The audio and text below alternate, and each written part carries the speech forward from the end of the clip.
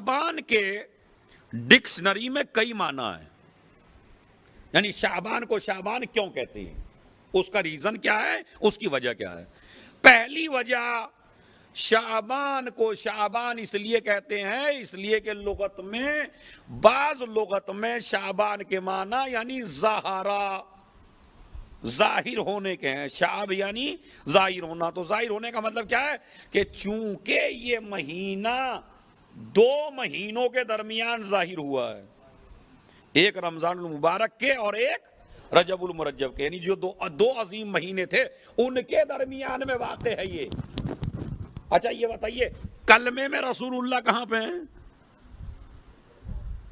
غور سے بتائیے، لا الہ الا اللہ محمد علی ولی اللہ، یعنی رسول اللہ اسے کلمے کے اعتبار سے بھی درمیان میں اور مہینے کے اعتبار سے بھی درمیان میں۔ تو پہلے تو یہ معنی ہے کہ چونکہ یہ واقع ہوا ہے رجب کے درمیان اور رمضان المبارک کے درمیان، اس لیے اس کو شعبان کہتے ہیں۔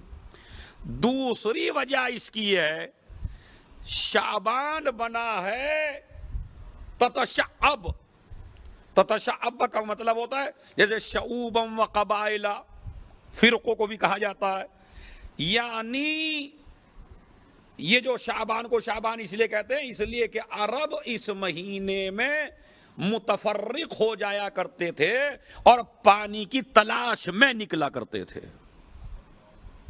پانی کی تلاش میں عرب نکلا کرتے تھے اس مہینے کے اندر، تو اس لیے اس کو کہا جاتا ہے کیا؟ شعبان۔ دوسرے معنی اس کے ہیں، تیسرے معنی شعبان کے، میں سائی ڈکشنری کے معنی بتا رہا ہوں کو، شعبان کے تیسرے معنی سنیے کیا ہے، کہتے تشعب فیہ ارزاق المومنین، اللہ اس مہینے میں اپنے بندوں کو مختلف طریقے کے رزق دیتا ہے۔ ایک صلوات پڑھے محمد اور آل محمد پر۔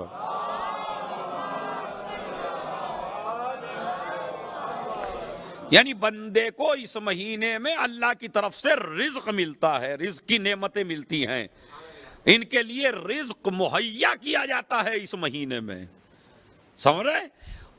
چوتھی چیز کہا گیا نہیں، رزق نہیں، خیر کثیر۔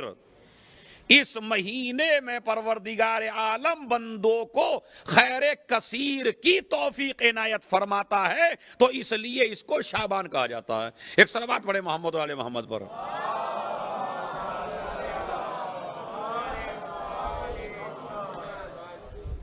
تو یہ 4 چیزیں میں نے شعبان کے حوالے سے آپ کی خدمت میں بیان کی کہ کیوں شعبان کو شعبان کہا جاتا ہے۔ تو معصوم نے فرمایا کہ نعمت الہی کی وجہ سے، کہ اس میں زیادہ نعمتیں ملتی ہیں یا زیادہ خیر کرنے کی اللہ توفیق عنایت کرتا ہے، اس لیے اس کو شعبان کہتے ہیں۔